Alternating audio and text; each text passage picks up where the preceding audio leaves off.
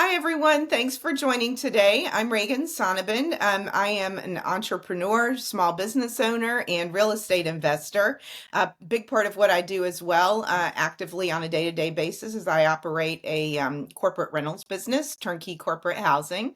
And I'm excited to have my friend Shinyi Telscher with me today. Welcome, Shinyi. Hi, Reagan. Thank you for having me. I'm glad to be here.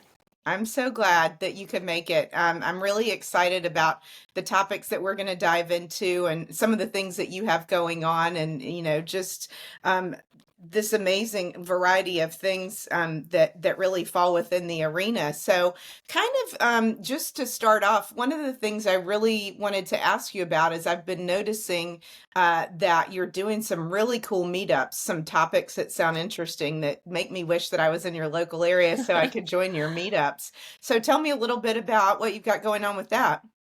Sure, yeah, this is all brand new thing for me, to be honest. Like, I've never been such a social person. I'm a very private person, believe it or not. So this starting a YouTube channel, running local meetup, it's not in my forte. But I have one person, you don't know who that person once told me. He's a wise man. He said, like, if you're doing a lot of activity going on, like you don't tell the world, like who will know about it? Like just like owning a burger shop, you don't have a sign, who can come buy burger from you? So I've been traditional real estate investor, started with the long-term rental. Since I started, I still work my W-2 job. I work in the healthcare industry. I'm a pharmacist and work full-time.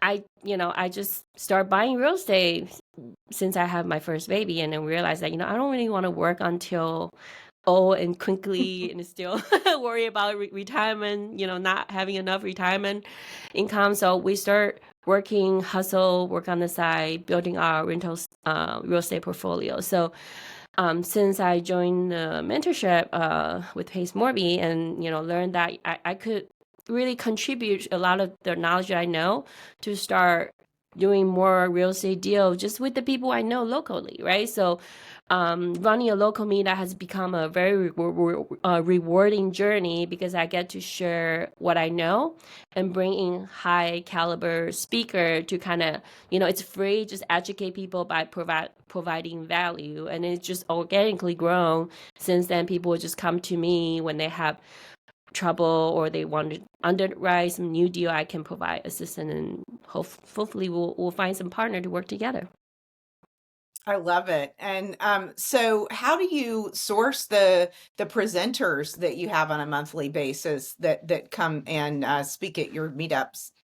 That's a great question. So through networking, I know it sounds like very general, so right. But a lot of time when I met, I found these speakers through kind of chatting with other people also running local meetup, Sure. asking them about the experience. A lot of time when they have a speaker willing to speak, these kind of speaker are willing to travel to a different meetup. So I started with kind of networking with our people in Owners Club, and then asked them, what are the most recent topic they have been talking about in their meetup, and what are the successful topic that attract traffic versus the one that's, not so many, not that great of attendance. So you learn things from running different type of thing, right? So my goal is to bring in something different each time, so I get to attract different kind of attendees to show up.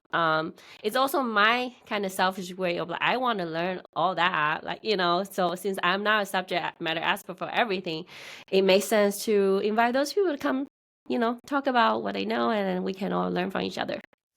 I love it. And so you started your own meetup how long ago?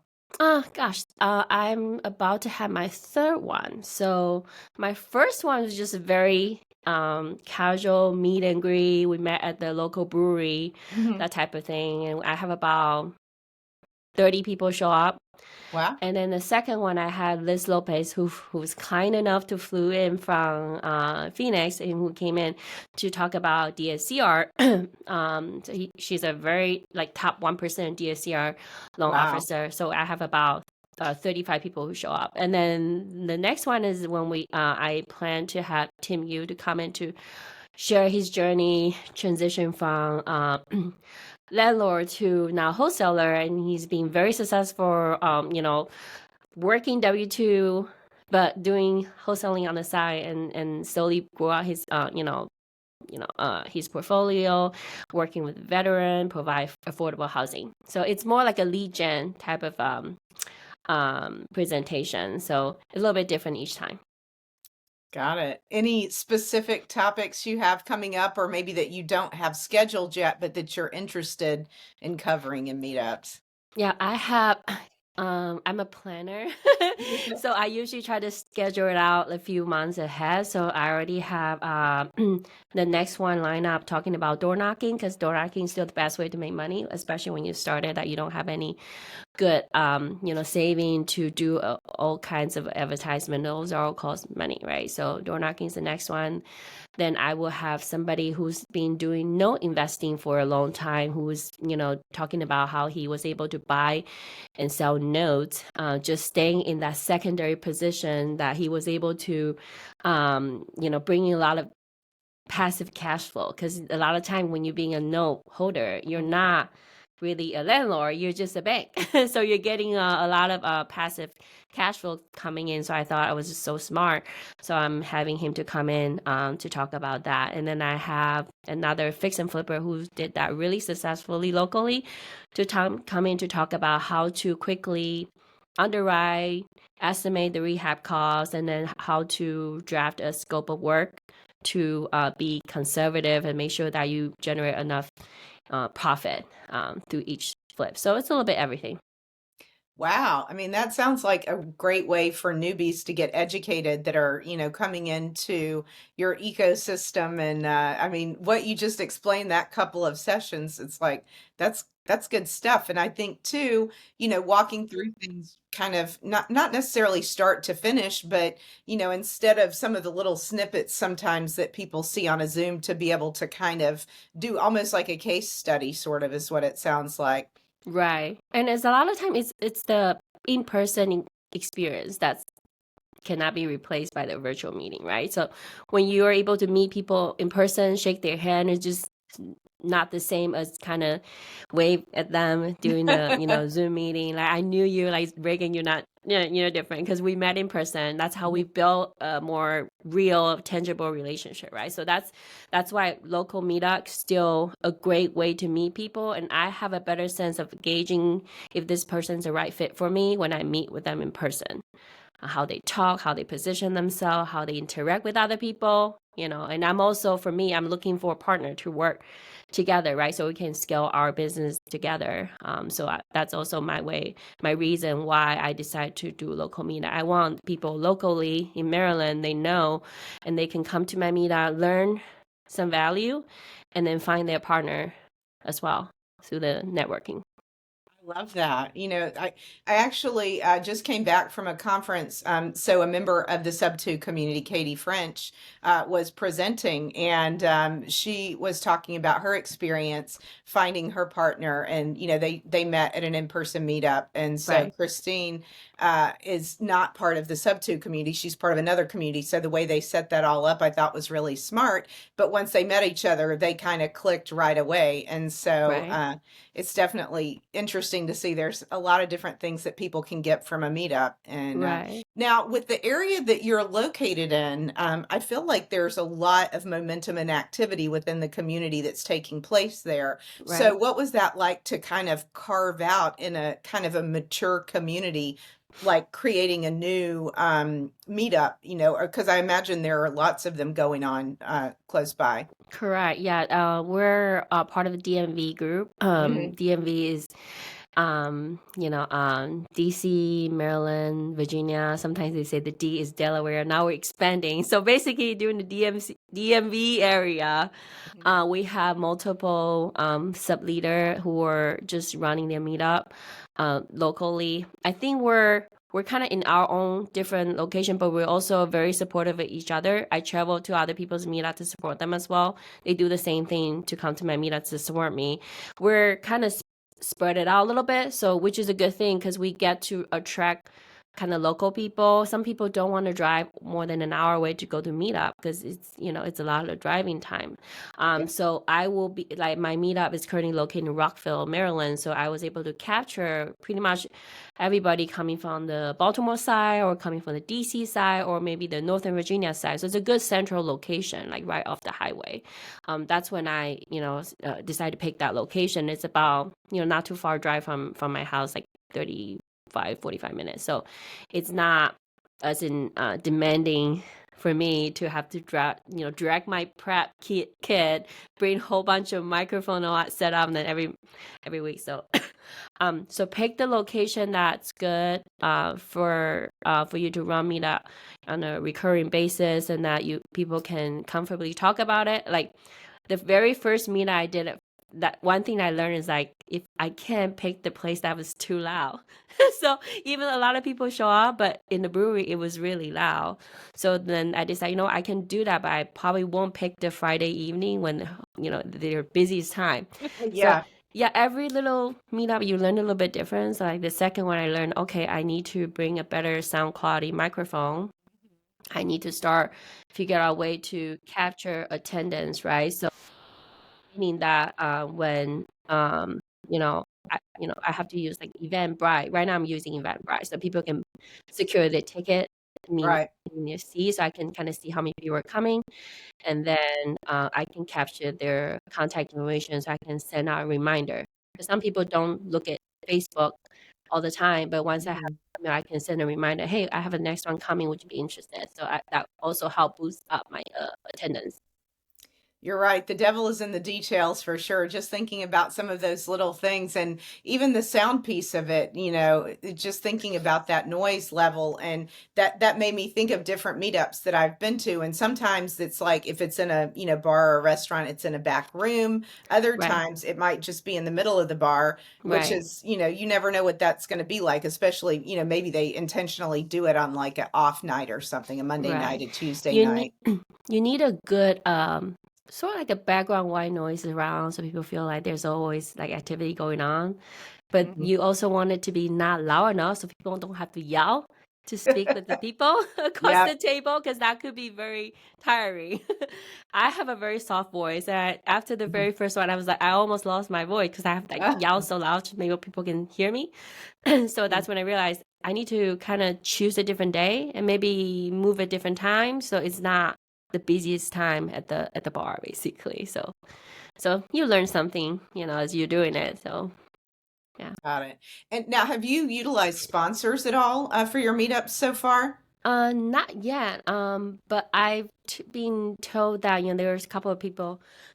I think as you build out more and more like an audience, like you have Hmm. a recurring basis, people showing up consistently, it wouldn't be hard to find that. Hmm. So I haven't make a lot of effort to reach out to people because I feel like this could grow organically, Hmm. especially like from a lot of attorney or title company that people wanted to bring more business to their business. It wouldn't be hard to find somebody. Hmm. So I'm just kind of focused on what I can do to build my attending list, and then for now, then that's the next one. Yeah. Got it. And so, last question related to meetups, and then we'll kind of transition to a different topic. But when you decided to start hosting a meetup, what were some of your goals for doing that? Like, what were you trying to accomplish by hosting a meetup? Because I know there's a lot of time and effort that goes into it. Right. The effort, the first thing is just to drive traffic so people get to know me. And through doing that, you also kind of build out your reputation. And so Mm, you become this person that everybody knows about. yeah. It's all back to like, if you're owning a burger shop, even though you're really good at selling burger, if there's no sign, people don't know where to go. So Right. like, and I know I am very savvy when it comes to like underwriting, make sure it's a good deal. I'm also doing really good at paperwork. I'm top tier TC, like certified. So I'm like go nuts every time when I review a document. I pick out sometimes a lot of mistakes that my attorney made. I have them Oh, rewrite wow. documents. So I know my stuff, but I'm looking for somebody else who can see, at the same level as I'm doing right now in the real estate journey, so we can potentially kind of join force together to scale to buy bigger deal together. Like for example, like right now I'm looking at buying a bigger apartment building and mobile home park. Through the meetup that I've done so far, it's only, even though only three, I already have, I would say, three people that I met, and they're just in a very similar stage where I am, meaning that they're wanted to go into the next level. And we met a few times on private setting, get to know them, to see, we'll just kind of interview each other, right, to see if we can work together. So my first goal is to bring value to this community, to help other newbie, so they can come to me for question if they need any assistance. The second one for me is that I'm looking for a partner. So through doing the meetup, I get to meet these people in person, get to know them. So hopefully that will help scale my business. And I know it will. It just, you have to go through a few rounds to find the people that you like to work with. Yeah. Love it. That's great. So I guess, I apologize. I realize I dove right into meetups and I kind of went past the first part, which is, tell me a little bit about what your journey's been like. I of course know a lot of that, but, also kind of thinking about, what you've been spending a lot of time on, such as co-living and kind of some of the good, bad, and ugly of your experience with that. Yeah, that's great. So I know co-living has been a hot topic for our community Mhm. for quite some time, right?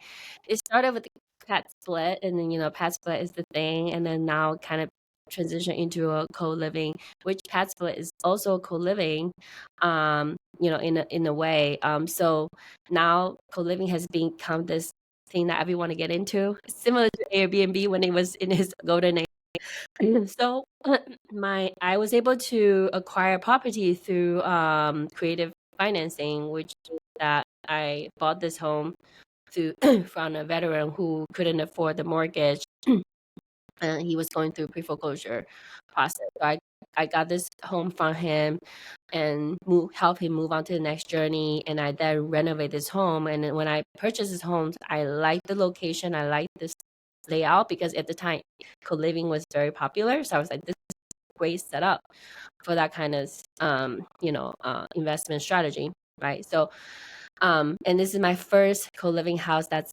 outside of my backyard. So through doing that, I could definitely say that, through lesson learned, that co-living is a great strategy. But if you're trying to do this remotely, it's not as easy as it sounds. Yeah. So My gosh. yeah, so I now know that, it's a great strategy I like to continue, but I really need a strong partner to help me with that. So I was able to find a local partner through Sub2. Then he's, basically my boots on the ground, help me, manage. Sometimes I have him stop by the house, fix it up, or do some issue, right? So when you try to run a co-living house, I will suggest that you actually have to find a very strong local operator. If you don't have that, don't attempt this strategy unless you find that person. When I said local operator, this operator has to have a proven record that this is not their first house in that market. That's what I meant. Because the strong operator could be good at one market, but when it goes to a different market, that's a different ball game. Because we're talking about a different handyman, a different cleaner, a different, property management company, a different setup, right? So your network of people that you usually know and hire is no longer there. You have to build that from scratch. So you could either partner with another person who know that market really well and has done the thing, has a proven record of like cash flowing property, manage them really well. I would be very cautious about getting to a new market that's not in your backyard. So that's one thing I know. So now I kind of have to learn, okay, now I need to partner with somebody locally to make it more profitable. So when I underwrite the next house, like unless I don't have that built in, I will be more cautious, right? I'm still making really good cash flow. So but I started to kind of think about, I'm going to build more co-living property, but I'm bringing them back to my backyard because I have my crew who can do that. I don't have to rely on a lot of, delay in communication, arrangement, and all that stuff. So, Yeah, having a good team, I mean, there's no substitute for that. right. Especially with you, juggling this along with your W-2, you've got to maintain your sanity. Right. Right. Right. So that was some of the things to avoid, maybe, or just words of wisdom. What aspects of operating a co-living would you say have gone smoothly and that maybe you've been pleasantly surprised with? Yeah, so I've been pleasantly surprised with renting that to a nonprofit agency, which I Mhm. had never worked with them before, but through when I tried to call, initially I was trying to work with VASH, which is Federal Housing Authority. Unfortunately, a lot of time the communication is not always that efficient, meaning that I will make a lot of phone calls to them. They're just not responding. Government, right? Not a surprise. So to the point that, I can't keep waiting on that. So I still have that door open, but I'm also kind of explore other avenue as well. So through calling around, I was able to find a few nonprofit agency in that market who was like very excited to work with me, and and their clientels are, include some women and children going through like domestic violence situations, so they need a safe shelter, and where government do have funding to help this type of situation. So the government will provide funding to these nonprofit agency, and then they are just helping their client they're serving to place them into a safe home. So then I'm the person who can provide that safe product for them to stay in a high, quality housing. So that has worked out pretty well. It's about the case manager who managing that company, well, not company, that foundation, usually their foundation. And then there's also, I know you heard about the Oxford houses, that we have so many different kind of clientele. When I realized that if you kind of go into the niche, you sometimes have a better, more sustainable cash flow. Like you can position your house to work with the people going through rehab. You can position yourself to work with people who are senior or certain clientele, right? You got to pick your niche. Wow, that's great. I mean, I think so many people, yourself included, in the community that focus on that do have, kind of the mission-driven aspect to the work that Correct. they're doing, and that, it's more than just an The investment money, property. It's yeah. actually, helping out others and, having that piece of the mission to it. Right. That's a really great point. I appreciate you bringing that up because in the end of the day, like I often say I'm very fortunate. My kids are really good. They're good kids. I have good salary. Like I'm at this point that I wanted to scale my portfolio, but in the end of the day, I'm also trying to see how can I. It sounds cheesy. How can I make this world better, right? Like I know what I know. How can I help people, right? So if through building my real estate portfolio, I get to serve these people who wouldn't have that option, that's a win-win for me. And it's just not just feeling good, right? Also like keeping the world a better place. So helping these women and children, or helping veteran, or helping any kind of special group, like, sometimes I met this this group, a couple, when we are doing the Squad Out Summit. I was amazed because they're only working for children with special need, and there's that Wow. too, right? So their house is specifically, furnished and equipped to serve that special group. And because of that, the parents are so appreciative, because a lot of time these are parents that are having special need kids. It's also a lot of burden try to care for them, and not a lot of parents are equipped to do that, right? So when they position their house for these special client, they have like, activity designed around for these kids, and they turn out to be a much more productive, citizen for the society. That's something us, like, doing real estate investment, when you can do that on the side, it's just a wonderful feeling. Yeah, I mean, it's that saying that I hear a lot. You can do good and do well. And so Correct. I Yeah. think that's a great way to wrap things up today. So, Shinyi, how can people find you online? They can find me through my YouTube channel, which I'm just starting to grow. I'm about to drop my first few episodes together.